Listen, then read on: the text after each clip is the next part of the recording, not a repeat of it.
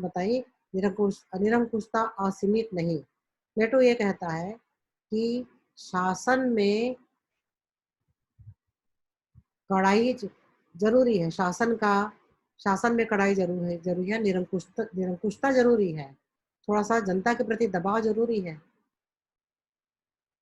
जो शासन बहुत ढीला-ढाला होता है, उसमें जनता अपने कर्तव्यों का पालन नहीं करती, तो अपराध भी बहुत होते हैं, जिसमें अराजकता आती है। तो निरंकुश तो होना चाहिए, पर वो असीमित नहीं होना चाहिए, ताकि जनता दबाव महसूस करे, जनता अपने आप को प्रताड़ित महसूस करे। तीसरी बात है कि आदर्श राज्य में न्याय। तो आदर्श राज्य में न्याय की व्यवस्था ऐसी होनी चाहिए कि हर व्यक्ति को न्याय मिले, और यहाँ पर जैसे पूर्व में बताया जा चुका है, न्याय का अर्थ प्लेटो ने किस बात से कही है, किस बात से आशय लगाया है कि उस राज्य का नागरिक, उस देश का नागरिक अपने सारे कर्तव्यों का पालन बहुत ही ईमानदारी से करे, और किसी के कार्य में हस्तक्षेप ना करे, बल्कि दूसरे के कार्य में वो सहायता करे। आगे जो बात पॉइंट हमको बताना है कि नागरिकों के 3 वर्ग। तो नागरिकों के 3 वर्ग बताए हैं प्लेटो ने। पहला शासक वर्ग, जिसका काम शासन करना है, और ये देखना है कि जनता सुखी है कि नहीं, राज्य का राजकाज ठीक से चल रहा है कि नहीं, कहीं दुश्मन देश उस पे आक्रमण करने तो नहीं आ रहे हैं, अपना राज्य की सीमा सुरक्षित है कि नहीं, और जन कल्याण को भी देखना ये शासक का कार्य है। दूसरा जो वर्ग है, सैनिक वर्ग। सैनिक वर्ग का कार्य है कि अपने देश की रक्षा, शासक के आदेश में अपने देश की रक्षा करने का कार्य, चाहे देश की सीमा की रक्षा करना हो, चाहे देश में आंतरिक स्थिति ऐसी कोई निर्मित हो जाए, उसकी रक्षा करना हो, उसमें ईमानदारी से वो अपने कार्य को करे। और तीसरा कार्य है, तीसरा वर्ग है उत्पादक वर्ग। उत्पादक वर्ग का कार्य है जैसे कृषि है, शिल्पकारी है, और भी बहुत सारे उद्योग धंधे उस समय भी छोटे-छोटे उद्योग हुआ करते थे। तो इस प्रकार से जिसमें कि उत्पादन होता है,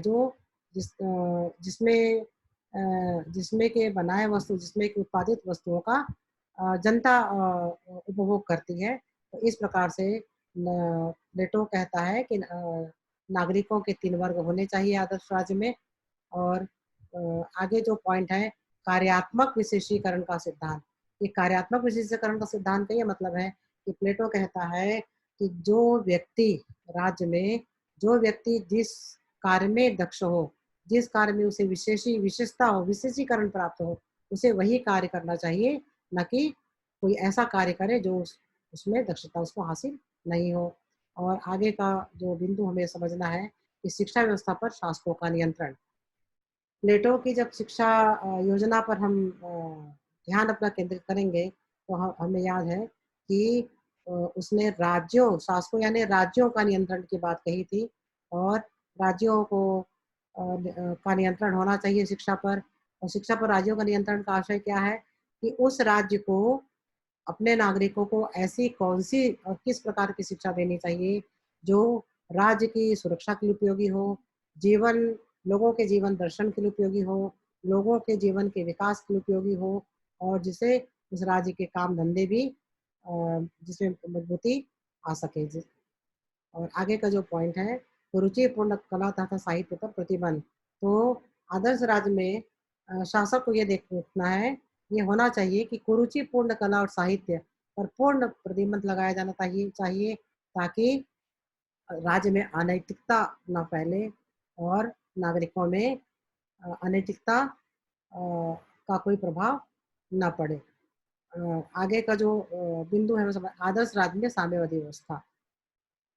तो प्लेटो ने जो अपने आदर्श राज्य की कल्पना की है, उसमें साम्यवादी व्यवस्था की बात भी कही है। संपत्ति संबंधी साम्यवाद और परिवार संबंधी, यानी शासक और सैनिक यानी अभिभावक और के पास अपनी कोई संपत्ति नहीं होगी, अपना कोई परिवार नहीं होगा, जिससे से कि वो संपत्ति और परिवार के लोभ में पड़कर कहीं राज्य काज को भूल न जाए, कहीं जन कल्याण के कार्यों को भूल न जाए, और केवल अपने ही स्वार्थ की पूर्ति में न लगे रहे। ऐसे में आदर्श राज्य की प्राप्ति नहीं हो पाएगी। और अंत में है नर नारियों का सम्मान। तो प्लेटो पुरुषों के, नर नारी यानी पुरुष और महिला, प्लेटो पुरुष और महिलाओं पुरुष के साथ-साथ महिलाओं के सम्मान की भी बात करता है और महिलाओं के सम्मान की भी बात करता है। दोनों को समान अधिकार मिलने चाहिए। नारियों का महिलाओं का सम्मान होना चाहिए और नारियों को घर की चारदीवारी से बाहर निकाल कर उनको भी शिक्षा ग्रहण करना चाहिए। उनको भी काम-धंधे करने चाहिए और जो-जो पुरुषों को अधिकार प्राप्त हैं और सम्मान प्राप्त है राज्य में, वही अधिकार और सम्मान नारियों को भी प्राप्त हो, तभी आदर्श राज्य की प्राप्ति हो सकती है। और इस प्रकार से प्लेटो ने दार्शनिक शासक दार्शनिक शासक की व्याख्या की और आदर्श राज्य की प्राप्ति का मार्ग प्रशस्त किया। Thank you.